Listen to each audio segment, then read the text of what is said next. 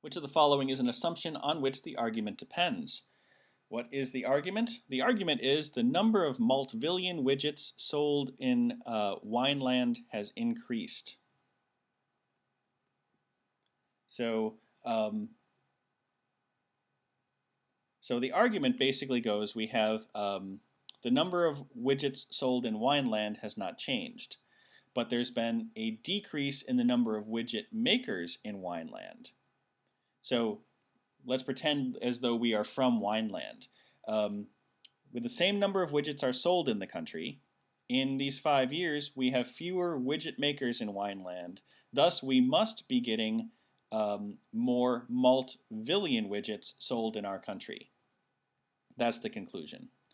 So the assumption here then is that the number of widget makers is tied very precisely to the number of widgets sold.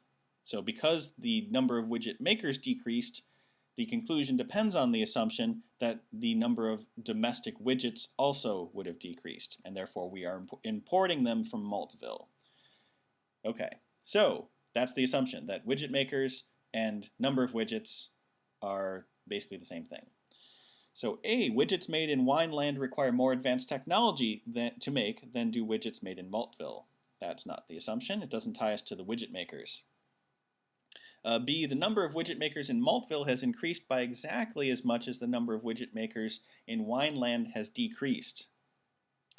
So this is sort of tempting, but it doesn't tie the number of widget makers to the number of widgets produced. All it does is say that the number that Wineland's widget makers went down is the number that Maltville's widget makers went up.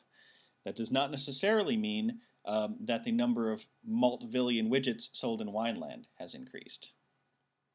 And it's certainly not an assumption. We are not assuming that these widget makers went in exact proportion over to Maltville. So get rid of that.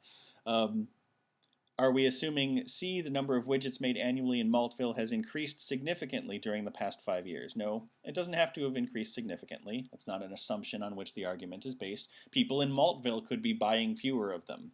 So and they're just going to Wineland. D, the difference between the hourly wage of widget makers in Maltville and that of widget makers in Wineland is likely to decrease next year. That's a completely unwarranted assumption with no basis in the passage. So that leaves us with choice E.